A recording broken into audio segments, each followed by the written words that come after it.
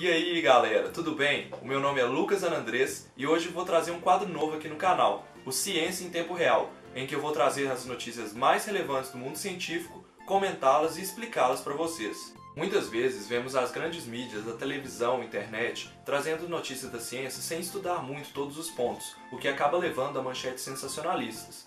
Isso costuma acontecer muito com as áreas de estética, obesidade, mas às vezes também aparecem algumas notícias sem muito embasamento científico, como por exemplo, comer inhame previne dengue, exercício não ajuda a emagrecer, apenas mantém o peso. O que acontece com essas notícias é que às vezes elas nem se baseiam em artigos científicos de pesquisadores, ou então se baseiam em apenas um estudo, que teve um resultado totalmente contrário do que aquele que estava sendo normalmente encontrado. Precisamos entender que a ciência não é uma guerra entre aqueles que dizem que exercício emagrece e os que dizem que exercício não emagrece. Na verdade, o pesquisador que encontrar mais evidências de um ou outro fato é que vai convencer os outros cientistas e a comunidade científica a aceitar uma ideia. Então galera, no quadro Ciência em Tempo Real, eu vou pegar as principais notícias aí que estão rondando o mundo científico, rondando a mídia, vou lê-las, vou pesquisar evidências e vou trazer para vocês as melhores evidências científicas para tentar comprovar ou falar que elas são mentira, tá bom? E também vou comentá-las, mas sem jogar muito minha opinião, vou ser mais imparcial. É isso aí, galera. Diga olá ciência e roda a vinheta.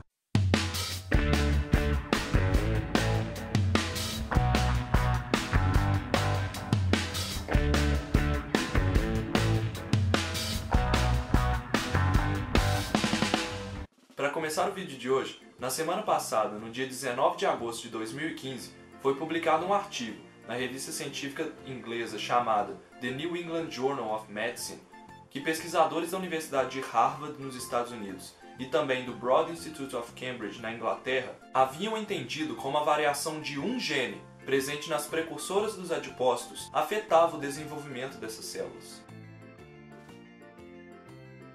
Essa notícia saiu nas grandes mídias brasileiras com manchetes parecidas com essa daqui, ó. E eu já vou adiantando, essas manchetes têm um pouquinho de erro. Se você quer saber qual foi o erro, continue assistindo ao vídeo deste humano. Bom galera, eu vou direto ao ponto. Para entender bem essa notícia, a gente primeiro precisa entender que todas as células do nosso organismo, do seu braço, cérebro, coração, todas elas possuem a mesma informação genética, o mesmo DNA. Mas Lucas, se elas têm o mesmo DNA, como elas conseguem ser diferentes? Não só são diferentes, mano, como também fazem funções diferentes. Na verdade, o que faz as células terem funções diferentes é como seu DNA é ativado. Apesar de todas as células terem o mesmo DNA, ele se ativa de forma diferente no seu coração, por exemplo, no seu cérebro, e isso depende de onde a célula está e como o ambiente que ela está vivendo interage com ela. As células da pele possuem os mesmos genes que as células do cérebro, porém, alguns genes só são ativados no cérebro e outros só são ativados na pele. Como explicado com muito bom humor no canal Nerdologia, no vídeo sobre superpoderes, que aparece aí na descrição do vídeo, todas as células contêm a mesma informação genética, mas dependendo do ambiente e de como essas células interagem com o ambiente em que estão localizadas, elas ativarão diversos genes diferentes de outras células que estão em outros lugares. Alguns genes também podem ser responsáveis por ativar outros genes, e uma mutação nesse gene, nesse primeiro, que ativa o outro, pode desativar o primeiro e, consequentemente, desativar o outro.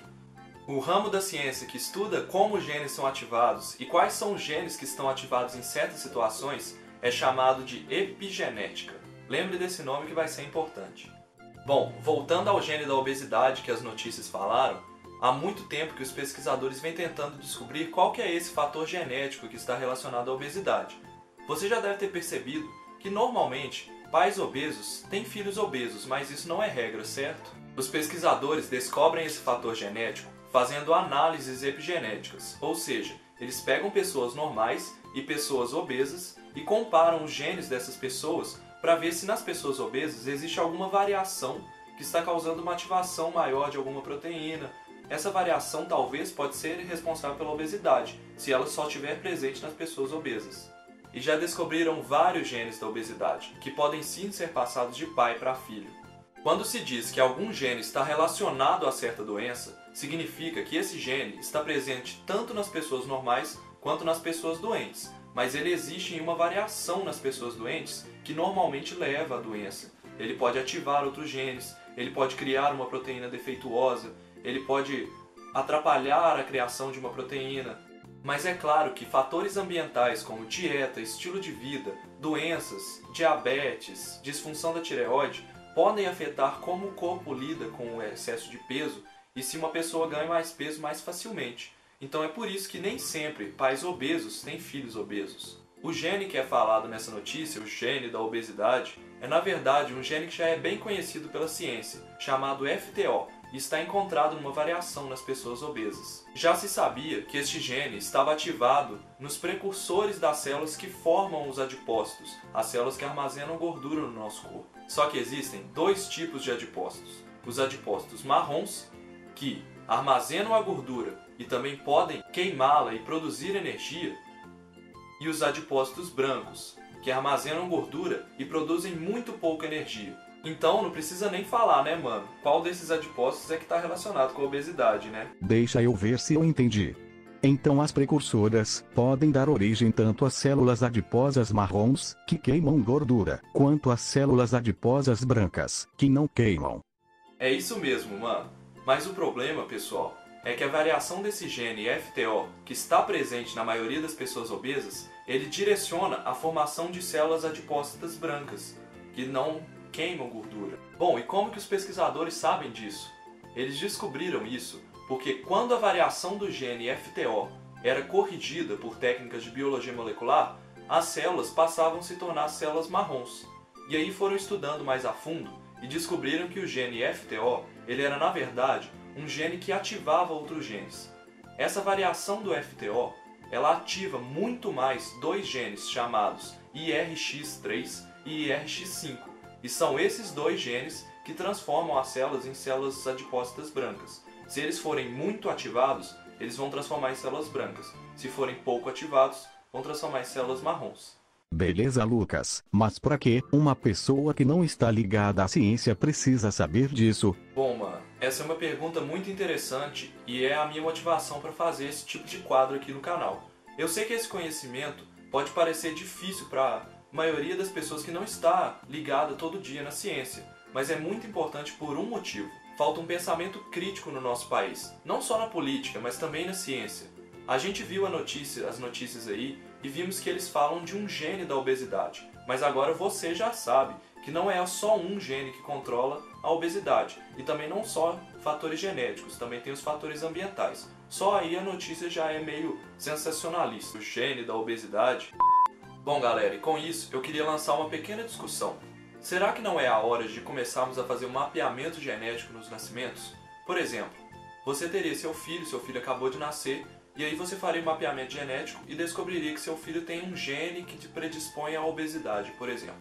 Aí desde pequeno, você começaria a instruir seu filho a ter uma boa alimentação, a fazer exercícios regularmente, talvez exercícios mais focados para não ganhar peso, certo? Porque fazer exercício e ter boa alimentação todo mundo deveria ter. Então não justifica fazer um mapeamento genético para isso. Mas, por exemplo, exercícios que evitariam com que seu filho seja obeso no futuro e não tenha problemas de coração, por exemplo.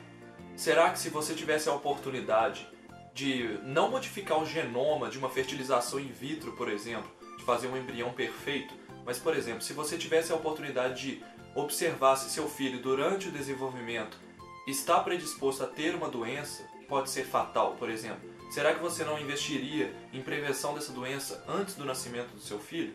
É só uma questão, não é a minha opinião, então eu queria que vocês pensassem nisso. Já existem alguns países que fazem mapeamento genético para certas doenças, como por exemplo fibrose cística. Essa doença é uma doença muito grave que acomete os pulmões das crianças e faz com que elas produzam um muco muito grosso ou não produzam quase muco nenhum.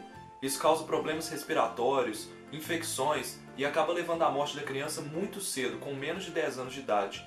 Então ela sofre bastante. Será que é correto fazer esse mapeamento genético? Talvez descobrir uma doença antes que ela se desenvolva? Deixa aí sua opinião nos comentários. E se você gostou do vídeo, clica aí no joinha aí embaixo, se inscreva no canal e prepare-se para mais ciência. Então é isso, galera. Tudo de melhor sempre. Muito obrigado. Fui!